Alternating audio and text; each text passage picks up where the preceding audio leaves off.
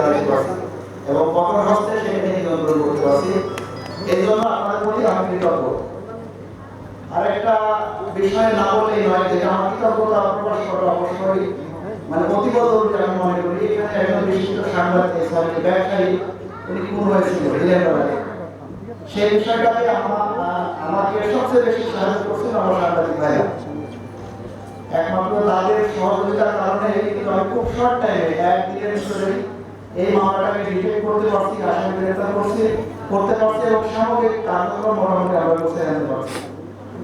আর একটা বিষয় যেটা বলতে চাই, আমিও কিন্তু সংবাদপত্রের সাথে ছাত্র অবস্থা থেকে জড়িত।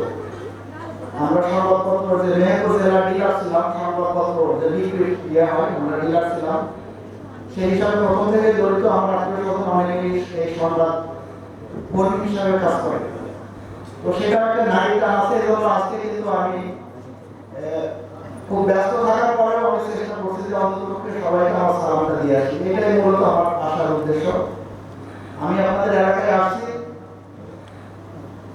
একজন সংবাদকর্মী হচ্ছে আলো পথ দেখাবে আমাকে, নাকি আমাকে সঠিক নির্দেশনা দেবে, আমাকে বিভিন্ন বিষয় বিভিন্ন ক্রাইম সম্পর্কে অবগত করবে। আমার কাজ হচ্ছে আমি সেইটাকে নিয়ন্ত্রণের জন্য প্রয়োজনীয় ব্যবস্থা নেব এবং আমার যে সফলতা সেটাকেও তুলে ধরার দায়িত্ব কিন্তু সাংবাদিক ভাইদের, তাই না?